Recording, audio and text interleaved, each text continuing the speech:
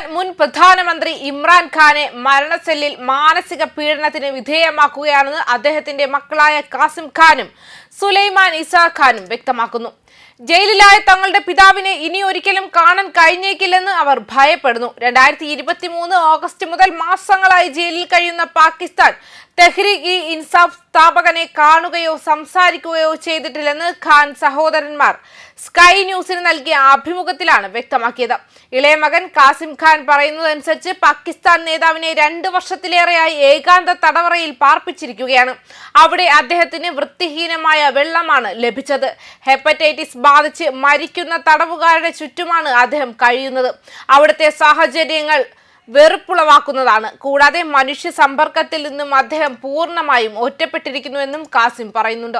2018-നും 2022-നും ഇടയിൽ പാകിസ്ഥാനെ നയിച്ച തന്റെ പിതാവിനെ ജയിൽ ഗാർഡുകൾക്ക് പോലും ആശയവിനിമയം നടത്താൻ അനുവാദമില്ലാത്തതിനാൽ മാനസിക പീഡന തന്ത്രങ്ങൾക്ക് വിധേയമാക്കുകയായിരുന്നുവെന്നും അദ്ദേഹം പറഞ്ഞു.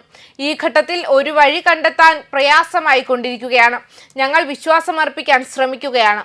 എന്നാൽ അതേസമയം ഇപ്പോൾ സ്ഥിതിഗതികൾ കൂടുതൽ വഷളായിക്കൊണ്ടിരിക്കുകയാണ്. ഒരു വഴി കണ്ടെത്താൻ വളരെ പ്രയാസമാണ്. ഇനി ഒരിക്കലും അദ്ദേഹത്തെ കാണാൻ കഴിഞ്ഞേക്കില്ലെന്ന് ഞങ്ങൾ ഇപ്പോൾ ആശങ്കാകുലരാണെന്നും കാസിം ഖാൻ പറഞ്ഞു. മുൻ പാകിസ്ഥാൻ പ്രധാനമന്ത്രിയുടെ മൂത്ത മകൻ സുലൈമാൻ ഖാൻ തന്റെ പിതാവ് ഒരു ദിവസം 23 മണിക്കൂർ തടവിൽ കഴിയുന്നുണ്ടെന്ന് പറയപ്പെടുന്ന സെല്ലിനെ മരണസെല്ലെന്നാണ് വിശേഷിപ്പിച്ചത്. വെള്ളിയാഴ്ച ഒരു സൈനിക വക്താവ് ഇമ്രാൻ ഖാൻ ഔദ്യോഗികമായി പൂർണ്ണമായും ഒറ്റപ്പെട്ടതായി പ്രഖ്യാപിച്ചതായി അദ്ദേഹം പറഞ്ഞു. ഒരു തരത്തിലുള്ള തടവുകാരനും അന്താരാഷ്ട്ര നിയമം പാലിക്കാത്ത തികച്ചും നിലവാരമില്ലാത്ത സാഹചര്യങ്ങളിലാണ് അദ്ദേഹത്തെ പാർപ്പിച്ചിരിക്കുന്നതെന്നും സുലൈമാൻ ഖാൻ പറഞ്ഞു. ഇംഗ്ലീഷ് TV അവതാരകനായ ജമീമ ഗോഡ്സ്മിത്തുമായുള്ള ഇമ്രാൻ ഖാന്റെ ആദ്യ വിവാഹത്തിലെ മക്കളാണ് കാസിമും സുലൈമാൻ ഇസയും.